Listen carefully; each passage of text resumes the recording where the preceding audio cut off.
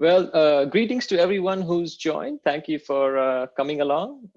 First of all, a big shout out to VMware and Pivotal for setting up this event and giving me an opportunity to share some things that I've learned.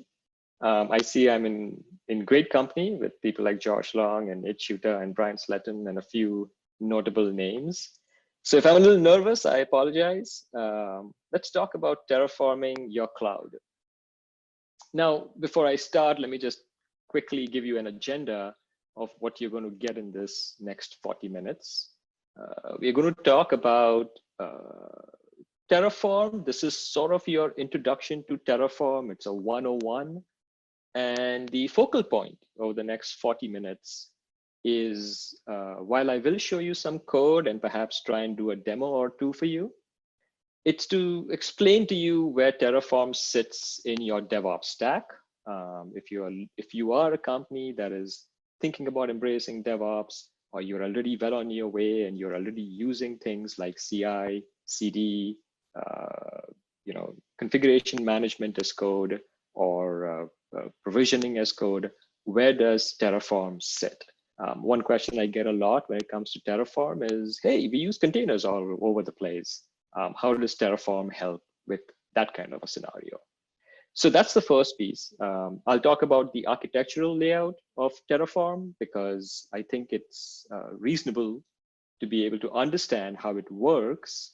And I'll talk about the secret sauce, which is the state piece of Terraform. But I think the most important part is the collaborative piece, or what I like to say, taking Terraform to production. And what I mean by production is anytime you use Terraform to provision a shared resource, that's production because it affects potentially other team members, other teams, perhaps even makes things a little bit riskier depending on where you stand in terms of the maturity model. All right, so all that said, very quickly, I am Raju. I am based out of Columbus, Ohio in the United States. I'm an independent consultant in the DevOps space and the front-end space. I also do a lot of public speaking around the world. And the reason I put this slide up primarily is so that you have my Twitter handle. I am loosely typed.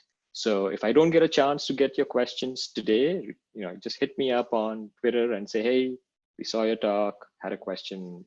Can you elaborate or explain something a little bit more? And if nothing else, we'll make a new friend, right? And that's why we are in this together. I've written a book. It's on JavaScript, which is an odd subject given that I'm speaking about Terraform and DevOps today. But if you're interested, it's on O'Reilly, on APRESS. All right. So DevOps. Now, like I said, the primary role of DevOps is to, at least to me, improving the collaboration between teams. And why I feel this is important is because a lot of companies that I've spoken with, worked with, consulted with, have this idea that if they use a particular tool or they use a particular technology, then they are doing DevOps. And I've had companies walk up to me and say, hey, we are doing DevOps, come help us out. And I'm like, oh, cool. So what have you accomplished? What cultural changes? What have you done to embrace this idea of DevOps? And their response was, well, we are using Ansible, or we've just implemented Jenkins with CI/CD, so we are doing DevOps. And I said, well, yeah, but sort of picking a tool and saying that you're doing DevOps is like saying you are agile because you use Jira, right? Like one may cause you to use something else, but the reverse is not true. And to me, tools like Terraform or Ansible provide us a mechanism to enable collaboration between developers and your operations team or your platform teams or your cloud ops teams, like many organizations have today. And I think later today, and I wrote this down, Hannah and Jerome are going to talk about 4 questions to ask your dev teams, and it has to do with collaboration. And I think that dovetails well into this subject. Now, granted that automating everything is a good principle that people follow when it comes to DevOps. Measurements, we just had a conversation about eventing and getting metrics from your applications. So that's all good. Anyways, let's talk about Terraform in and of itself. So the biggest thing about Terraform is bringing the sort of idea of release management across the entire stack. So we may be doing CI, we may be doing CD, but that only applies at the software level, right? We take a piece of artifact and we deploy it across multiple tiers, and we are always ready to go to production with it, right? That idea applies, but it only applies to the software tier. And we have to be able to extend that idea across the stack. If I am taking an artifact today, at least in the Java space or the JavaScript space, things change every 6 months. Things change every year. Every year, 6 months, there's a new version of Java. So there's a good chance that the infrastructure that I have provisioned, the runtimes I've installed on that infrastructure also need to move as my software upgrades across the tiers. As I promote software, everything around that software, the world around that software has to move with it. And so the point of tools like Ansible, Terraform, is that you bring that very idea of release engineering, of software development lifecycle, and extend it all the way from the software stack that you are responsible for as a developer down to the hardware it runs on, right? And that's the sort of mentality that I'm hoping we all embrace, grow, and encourage when it comes to DevOps, right? Regardless of the tool. If you decide to pick Terraform after today's conversation, great choice. At least I think it's a great choice. But even if you don't and you go with something else, just remember you are trying to do release engineering across the stack. So since we are talking about Terraform, what does infrastructure mean? And what infrastructure means is that it's everything you need to produce the computing requirements for your application, right? And this could be your compute, this could be load balancers, this could be security groups, subnets, VPCs, whatever it takes for you to have a house for your software and be able to talk to it securely over the protocols your organization has established. That's what you can do with Terraform. Now, what I like about Terraform is that, well, first of all, let me start by saying that it is a tool from HashiCorp, which I just read has got an valuation of, I think, $5 billion with their latest series funding. So the people have a lot of faith in this company. It's open source. It's written in Golang. And Microsoft is working closely with HashiCorp to make Terraform the canonical tool for Azure. So regardless of how you use it, we know that Azure has a huge stake when it comes to Terraform. So here's the sort of stack that you might have used when it comes to using tools like Terraform or Ansible. Ansible is a tool that comes from Red Hat, which is now IBM, and it's typically used to configure your software on a machine, right? So I have to install Tomcat, I have to install Java runtime so I can drop a Spring Boot fat jar on top of it. Ansible is typically the tool that you would use for this. Terraform, on the other hand, is what you use to actually create the compute that everything gets run on. So regardless of whether you are doing the traditional deployment model of having instances that you install runtimes on, that you configure and deploy software on, or if you decide to go down the road of using containers everywhere, you have to provision infrastructure somehow. And so that's where something like Terraform comes into play. The nice thing about a tool like Terraform is that for the most prevalent kind of deployment architectures that are out there, Terraform can play a role. Now, there are other competing tools in this space. There is CloudFormation from AWS. I think Google has their own little tool. Like I mentioned, Azure is already using Terraform as their canonical provisioning tooling. But the point still stands is that whether you pick Terraform or some tool like Terraform, there's always going to be a place for it, unless you're buying everything off the shelf, right? And sort of throwing something on somebody else's managed infrastructure. So Terraform, the way it works is it has this idea of providers. Just think of a provider for now as an adapter. And what that adapter does is it lets your Terraform scripts talk to a bunch of providers out there, cloud providers like AWS, Azure, Google Cloud. And the last time I checked the Terraform website, you had about 130 odd providers. So pretty much any provisioning stack that you can think of, Terraform supports it to some level or the other. Most of the examples I'll show you today are AWS specific because that's what I know, that's what I've used. But don't take that away as a slight. That's just my fault and not Terraform's fault. At the end of the day, going back to the idea of collaboration, we have to understand that while I don't like using this word a lot, GitOps is the way I like to think about the state of the world and perhaps the future of deployments and release engineering. Is the source of truth has to be in Git. And what that does, leaving aside everything else, is that there is a central location where I can go to see what the state of the world out there is. I don't have to probe an operations or a platform engineer. I don't have to probe a database engineer. People are now using tools like Flyaway to do database migrations as code, which ends up being the same idea, right? You put everything in Git and then Git reflects the world. And I'll loop back to this idea at this end of the talk because I believe that if we can embrace this simple idea, that the world is in Git, then two things happen. One, how we view things in Git is how the world should be. In other words, if I have two branches in Git, that typically means there are two versions of that thing somewhere.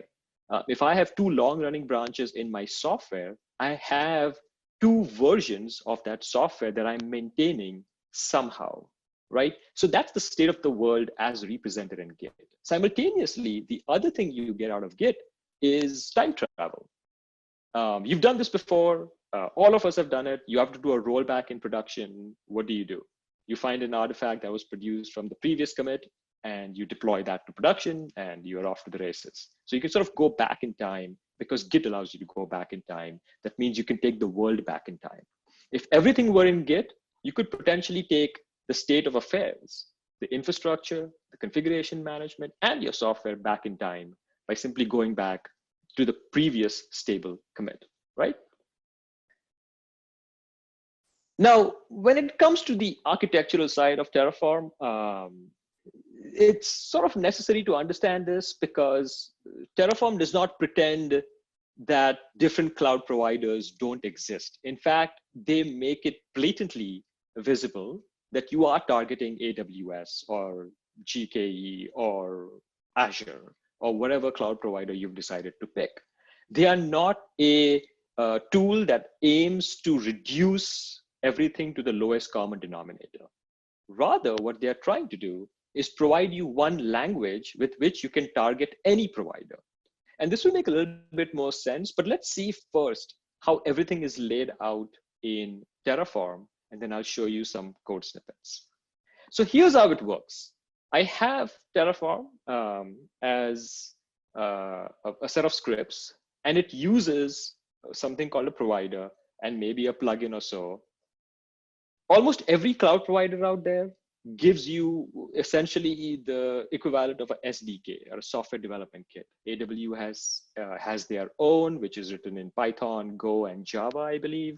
Google has their own, and then Azure has some kind of a REST wrapper. So what these plugins do is basically there is an interpreter that takes your Terraform scripts and converts them into calls that the SDK understands. And it is the SDK who's actually changing things out there in the cloud. So in other words, the wrapper that HashiCorp provides with Terraform providers is only a translation mechanism. Take a bunch of scripts and figure out how to invoke the appropriate commands in that SDK. And that's it. That's the entire role of a tool like Terraform. They're not trying to hide away the fact that you are touching AWS or Azure. They make it blatantly clear. The idea is that if you do decide to move cloud providers, you will have to rewrite all your scripts.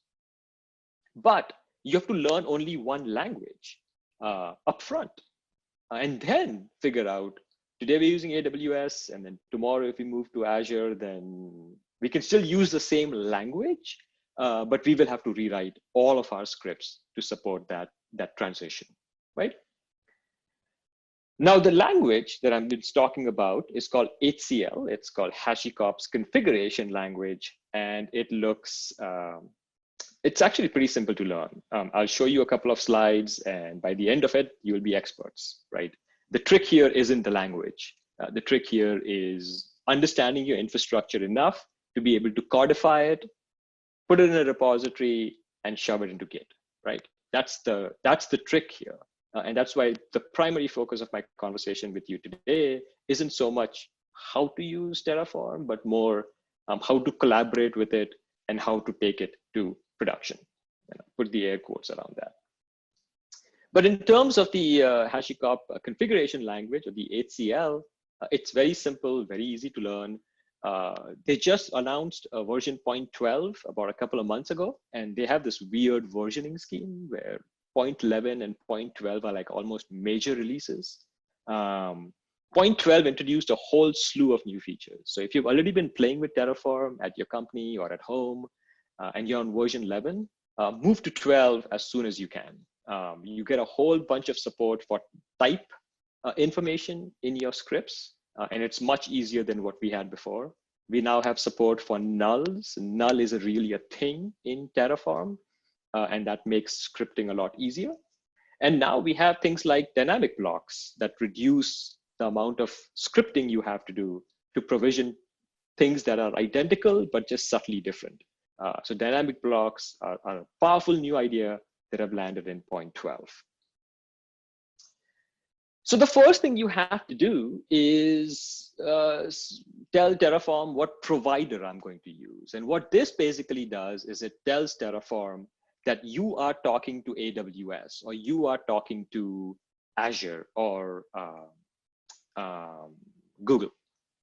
And so what this block of code will do is when you invoke Terraform, Terraform will first go and fetch that little wrapper around that SDK and install it in the directory you're working in. So let me show you that real quick. So here's a simple script. I have a provider and I have a resource that I'm defining. Don't worry about that. I'll explain what all that is in a second. And then I'm going to go to my terminal and I'm going to first run Terraform init. And what that does is it reaches out to the World Wide Web, looks at my provider configuration and says, oh, you want to talk to AWS. So I'm going to install that provider in the local directory. So up down here, if I were to do list all the files, you can see this Terraform AWS provider. And what that does is, oops, I'm sorry. That's your binary that you're using. So I think I got a question here. Okay, so I will answer that question in a few minutes. I just want to be sure that I cover the topic, but thank you for the question. And that we are off to the races. So all we have done right now is set up the scripting so that Terraform can now talk to AWS. Now, I'm not going to talk about how you authenticate yourself against AWS or Google or Azure, because they each have their own different little schemes. AWS, you can just export a bunch of credentials to your local terminal, to your shell, and the AWS SDK will just pick them up. Different providers have different schemes, so I'm not going to belabor those a whole lot. So we have providers defined. Now here, this is me trying to define a instance, an AWS instance, which is an EC2 instance or a compute. You can see that over here, I have to say AWS underscore instance. And what that means is that tomorrow, if I were to use Azure, I have to change this to something that is Azure specific. It could be Azure underscore something else. That's the first piece. The second piece is all of the information you see underneath it, AMI, instance type, all of the tags, those are all AWS specific attributes, because all it's doing under the covers is it's taking the script, converting it into calls to the AWS SDK and invoking that SDK. That's all it's doing. However, tomorrow, if you were to move to Azure, you're going to use the same language. You're going to define your resources using the same language. You're going to apply tags using the same language. All your conditional blocks, all of that work the same way. So the point being is you still have a common denominator, but you're not trying to paper over the differences between cloud providers, right? Now, people get confused. I just had a conversation with a friend of mine yesterday, and he's like, what's this name all about? This is just a name for your script. This means nothing to the cloud provider. It doesn't even use it. All it does is in your script, you can refer to this instance elsewhere, and I'll show you how to do that. And everything else is just me defining the type, how small or big. So this is a T2 micro instance. And then the tags. And this is just a weird gimmicky thing that AWS does. To name an instance, you have to tag it with the name something, and that name shows up in AWS. A pro tip here, whether you are doing Azure or AWS or whatever, if there's a mechanism provided to you for tagging, I highly recommend you create a tag that looks something like this and apply it on everything that you are using in Terraform. And the reason I say this is because there is a very good chance you are not going to provision A to Z using Terraform. There'll be some things that are owned by your platform team. There are some things that are owned by your ops team. There are some things that you have manually crafted in the cloud, right? That you are not managing via Terraform. So if you're going to use Terraform to create a subset of your cloud infrastructure, at some point, and here's the bad news, invariably something will go wrong with your scripts. So Terraform allows you to create things and destroy things as long as Terraform knows about them. So if I were to create this instance, tomorrow I can go to my scripts and say, you created this instance for me yesterday, go ahead and destroy it. And that's great, except sometimes things go sideways. Now the problem is, if you don't tag it, how do you know when you look at your cloud infrastructure, what things were created manually, what things are owned by somebody else, and what things were created by Terraform that you need to go destroy manually so you can get your scripts back in order? So I always recommend, if you're using some sort of automated tooling, make sure you stamp everything that you are created by an automated mechanism using some tagging. And this is one that I always use, is Terraform equals true, right? So AWS allows you to do this. I'm sure Google and Azure have their own little specific tagging scheme. Now, the thing about the names that I talked about earlier is that names allow you to reference one resource from another. So if you see up here, I've called a security group sec-8080. So this is a security group. Basically, think of it as a compute level ACL, an access level control for a instance. And I want to apply that on a compute. What I can do is down here, notice how I say AWS underscore security group dot the name of that instance that I gave it in the script above dot ID. And that's the reason why you have this naming sharing that's going on. This is purely for your scripts. This is not meant to be used for anything outside of so your cloud provider doesn't care. So they have this idea of sharing or being able to look up something that you may have defined in your script elsewhere. They also have this idea of variables, and these are useful because there's going to be a lot of copy pasting going on in your Terraform scripts. And variables allow you to control the behavior of how your scripts will flow. They can be used for all kinds of things. They might be credentials that you get a prompt for. You might provide port numbers like I've done over here with a default value. And you can override all of this on the command line. So you can say, when I run these scripts for production, then pass in the port number as port 80, but otherwise just default to 8080. So think of variables as one set of inputs that you can provide to your scripts. So you define a variable, notice the variable keyword in front, and then down below, you can use it with the var.variable name. So again, the same sort of idea, resource, name, variable, name. So very somewhat syntactical, consistent language, and it's gotten a lot better, I will admit, over the last couple of years. And then if you want to override it at the command line, when you invoke Terraform with the apply command, which is, go do this stuff for me, go ahead and run it. You can just supply a var with a key value pair. They also have this idea of data, and this is a useful one because, like I said, there's a good chance that you're not controlling everything in the cloud, right? There might be things that your platform team is creating and you have to consume. For example, they might say, this is a subnet in our primary cloud infrastructure, and your machines have to sit in that subnet. Well, you probably don't want to hard code IDs or IP addresses of that subnet in your scripts. So what this data lets you do is it actually goes out and looks for something in the cloud, in your infrastructure, based on certain criteria. So here I'm looking for an AMI, which is just, hey, I'm looking for an AMI that has certain criteria. It has to have this name, it has to have this virtualization type, it has to be created by this entity. Get me the latest of that one. We've used it for things like the CIDR blocks of VPCs or subnets.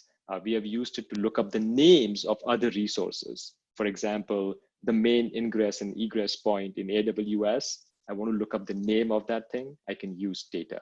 So this is another kind of input for your scripts. One is variables that you define and you supply.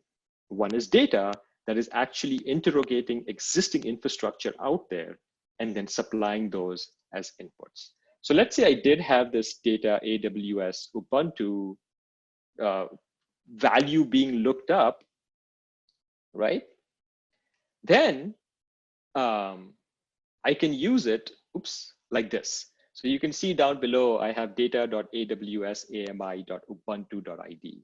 So look at the data that I've been fetching, look for a specific AWS AMI.ubuntu, which was the name I gave it, and get the ID of that. So very, very useful. And then you have this idea of outputs, which is, I want you to spit out the IP address of that machine you just created for me. And this is good when you are testing, when you are scripting against Terraform. In this case, I'm just spitting out the public IP of a machine I just created in AWS. So we have the whole gamut of, so there you go. So we have the whole gamut of inputs, which are user-defined variables or data supplied from the cloud, which can be piped into your Terraform scripts. Machinations happen, things are magically created. And then when everything is spun up for you, you can actually interrogate that final layout and spit out some outputs. So kind of handy, well thought out structure, architecturally very simple, and the language is very simple. So it's got a wins on a lot of different fronts. Now, from a CLI perspective, there is a workflow. So let me show you real quick. I already did Terraform init, which initializes and downloads the binary that I need. I can do a Terraform plan, which is a way to see, hey, I'm going to go do something, right? But before I do it, I want you to tell me what you are going to do. And so what Terraform does is it looks at what is known as its internal memory or its state. It looks at that, goes out to the cloud, looks at the cloud, diffs the two, and then tells you, these are the things I am going to add or remove or change. Looks like my internet's running a little slow today. I think everyone's internet's running a little slow today. So I'll let that run and I'll come back to it. But the point I was trying to make here is that you will typically start your writing your scripts. You will initialize your providers, which you typically do once, unless you are radically changing your scripts. You run a plan which tells you what you're going to change or delete or update, and then finally run an apply, which actually does a change, right? It actually is a mutation to your existing state. And then if you decide, oh, I don't like what I see, destroy it all, you just run Terraform destroy, and it will go through the scripts it just went through and reverse everything, right? So how does Terraform know what it did the last time? How does it have any memory?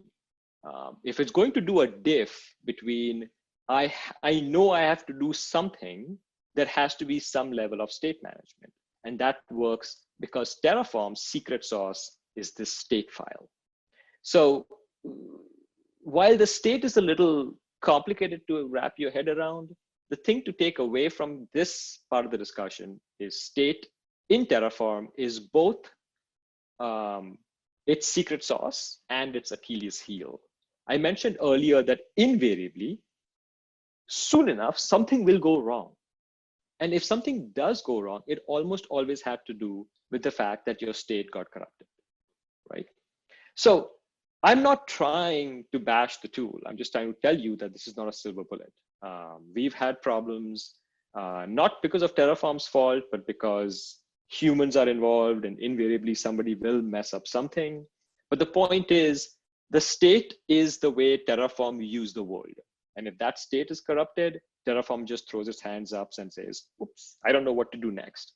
And therein lies sort of the sticky part of Terraform.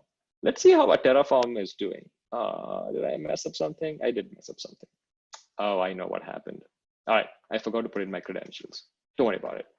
All right, so I did an apply. What apply does is it applies it plans out something and then applies that change to the cloud, right? After you run it the first time, the second time what it does is Terraform apply will call plan. It will also go out to the cloud and get the existing state. It will mix, it will diff the existing state with the Terraform state it has on disk, diff the two and show you what the differences are, right? And if you think about it, this is how anything works, right? You have a real state of the world, you have something stored on memory, on file, in disk. You read the other one, you compare the two and you say, oh, you're telling me to create a new EC2 instance. I don't see that EC2 instance out there. So now I know to create it. Or the last time you ran me, you created an EC2 instance, but now you are changing a tag. So I know to update that EC2 instance. And this is the sort of magic sauce that Terraform uses. So here's a state file that you will see on disk whenever you run Terraform apply. You can see that there are a couple of magical things here. The big one being the name, which is the name you gave in your Terraform scripts, and an ID that your cloud provider gave the instance that was created because of that script. That's how it associates what is in your scripts with what's out there in the cloud, right? So the next time you run Terraform apply, it's going to go ask AWS, give me an EC2 instance with ID 004, blah, blah, blah. I am going to look at the state of that EC2 instance and compare it with this file. And whatever delta there is, that's the delta. That's the change I have to make to that instance. Now, there's a lot of machinations that are involved with managing this state. Popular one is using S3 with DynamoDB database to introduce a lock, because If you're working collaboratively with a team, then it's important that if I'm running Terraform, you can't be running Terraform at the same time as I am and affecting the same resources, right? So what we have to do is we have to share that state. And I'm not going to get into the details here. This can get a little bit hairy. It's mostly painless, but it can get a little bit hairy, especially depending on who controls what part of your infrastructure. But if you are curious, just look up Terraform S3 state, and there's ample resources that show you how to set this up, right? So I'm going to skip over this. This is just for your reference on how you might decide to use S3 buckets as a state storage format. Here's your DynamoDB configuration that you will use. And it has this lock ID that it needs to manage. And this is your final Terraform configuration that tells Terraform, don't store state locally on disk, but store it out in the cloud in S3 using these resources. Now, this is the part I really want to talk about, which is the organization. What I prefer that you do, and again, I just had this conversation with a friend of mine who was trying to use Terraform to provision Spinnaker on AWS yesterday, which is the 1-for-1. And what I mean by that is that in your folder structure, you're going to create a repository with all of your Terraform scripts. What you want is a separate folder for every tier in your infrastructure. So dev, prod, QA, UAT. Because the way Terraform works is you have to CD into that directory. So you have to say CD dev and then run Terraform plan and Terraform apply. And the state file that is created is stored in that directory. So by virtue of the way this project is organized, you will get one state file for every tier that you have.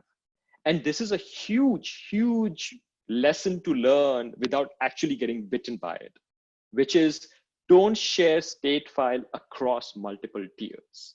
In fact, in one of my clients, we have dev1, dev2, dev3, dev4. We have QA1, QA2, QA3, UAT1, UAT2, staging, and production.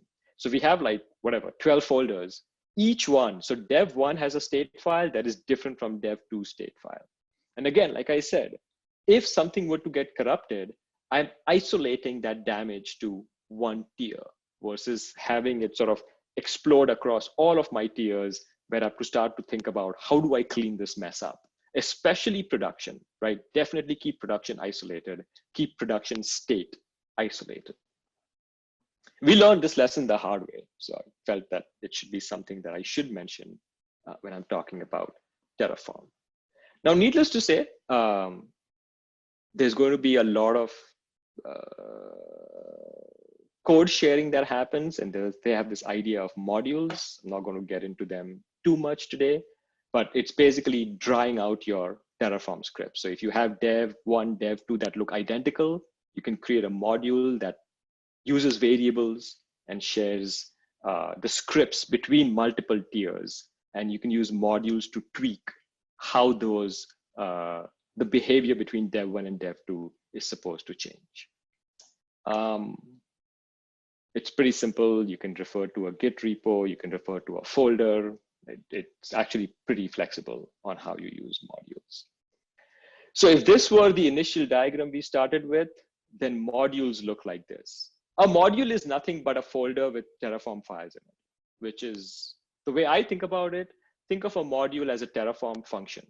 It takes inputs, variables, it produces outputs, and everything in the middle are Terraform scripts that produce resources. So that's how you think about a module in Terraform. Checking is easy. Terraform, it built in has a format command, a validate command, and the plan command that I tried to show you, and it blew up in my face. And there is a third-party tool called tflint that you should look into. All of these are static analysis of your scripts to make sure you're not screwing up something pretty badly. There is a tool called TerraTest for integration testing that you should consider. Not cheap, not because you have to provision infrastructure to be able to test it. So yeah, definitely use a sandbox environment when doing integration testing using TerraTest. Orchestration, I'm going to skip because we are a little short on time. And finally, very simply put, don't have more than one branch in your Terraform repository. Because if you have more than one branch in Terraform, you're saying you have more than one version of an environment. And that's never true. So you can only have one branch, master branch, that reflects the state of production or dev or QA or whatever. So simple, makes repeatable provisioning. Definitely leverage the ecosystem around Terraform. And I'm done. So apologies for rushing a bit through the material, but hopefully this was useful. Reach out with questions. I'll hang around for a little bit. And thanks for having me. Enjoy the rest of the conference.